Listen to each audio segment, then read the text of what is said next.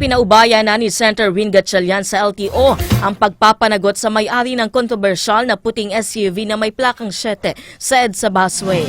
Sa gitna ito ng pahayag ng kolumnistang Simon Tulfo na ang may-ari ng SUV ay ang ama ng senador umano.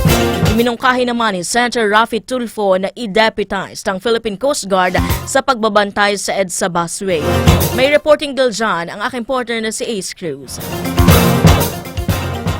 Tumanggi nang magkomento pa si Senador Win Gatchalian sa isyu ng puting SUV na may plakang 7 na iligal na dumaan sa EDSA busway nitong linggo. Andun na sa LTO yung mga documents no? So iwan na lang natin sa LTO. I think that's and meron na rin sa pagkaalam ko hapon sa news, nag-i-investigate na rin sila. Sa isang online post, sinabi ng kolumnistang Simon Tulfo na ang may-ari umano ng puting SUV ay ang tatay ni Senador Win Gatchalian, ang bilyonaryong si William Gatchalian, at dapat anyang umamin na sila. Noon na nang humarap sa tanggapan ng Land Transportation Office ang sinasabing driver ng SUV na pinagbayad ng multa dahil sa iligal na pagdaan sa EDSA busway at halos mabundol pa ang isang traffic enforcer. Mungkahi ni Senador Raffy Tulfo magtalaga ng motorcycle unit sa EDSA busway para habulin ang mga violator at dapat anya ay deputize ang Philippine Coast Guard. Pag MMDA naman kasi ang maghabol sa mga ito, hindi pinapakinggan yung MMDA, hindi kinakatakutan. Kuminsan ka, babanggain pa eh.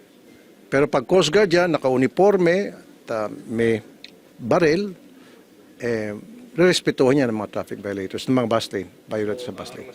Kasama namin ang PCG, kasama po natin yung LTO.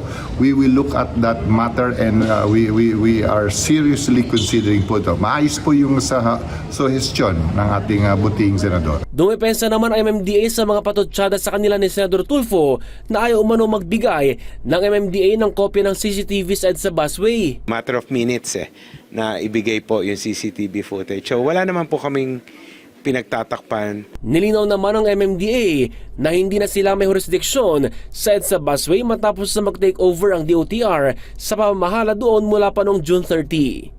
Ace Cruz, Newsline. Newsline. Lunes hanggang Biyernes, alas 8:30 sa Light TV Radio. Newsline.